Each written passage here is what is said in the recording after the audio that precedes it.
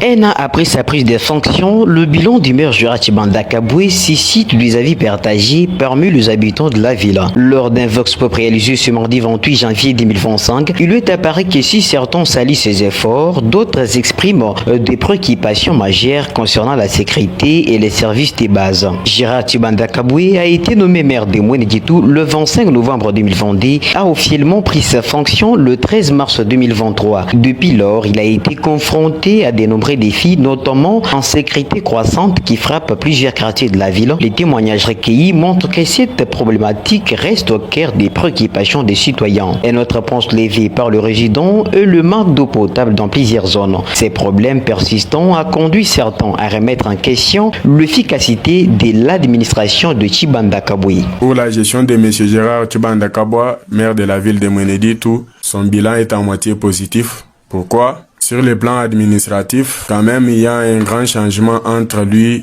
et ses prédécesseurs. Sur le plan sécuritaire, il y a un peu de lacunes. Pourquoi? La sécurité des personnes et leurs biens n'est pas respectée. Et le bilan de maire de la ville est positif. Parce que depuis qu'il a commencé, il n'y a pas aucun dégât, il n'y a pas de désordre. Il est en train de gérer bien la ville de Mouénéditou. Quels que soient les petits problèmes qui se passent, mais d'après moi, c'est bien. Il travaille mieux. Certains citoyens reconnaissent des avancées. Ils soulignent que le maire a entrepris des initiatives pour améliorer certaines choses dans quelques secteurs d'activité. Toutefois, cette déclaration a également suscité des critiques. Certains estiment que c'est sous la gestion de Jurati Bandakaboué qu'il y a eu hausse des taxes, chose qui pèse trop lourdement sur les petites entreprises déjà fragilisées par la conjoncture économique. Son bilan est négatif de mon côté parce que les gens peuvent comparer les processus qui sont utilisés d'abord par les pouvoirs central ou bien les pouvoirs nationaux, soit disant que ça dépend de sa volonté.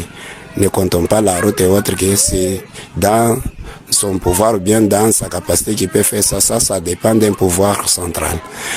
Mais quant à son pouvoir, dès son entrée, nous avions vu vraiment hausse des taxes dans tous les milliers, que ce soit au marché, que ce soit à la DGRLO.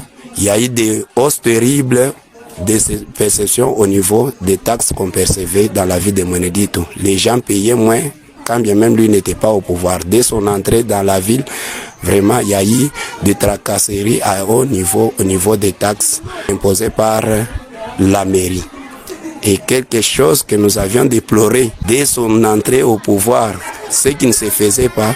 Vous aviez suivi autrefois, nos députés sont allés même au niveau du payage, pour plaider une taxe qu'on percevait à 80 000 qui est passée de 80 000 à 297 000 ou 290 000, ce qui ne se faisait pas avec d'autres maires de la ville. Raison pour laquelle nous disons que son bilan est négatif.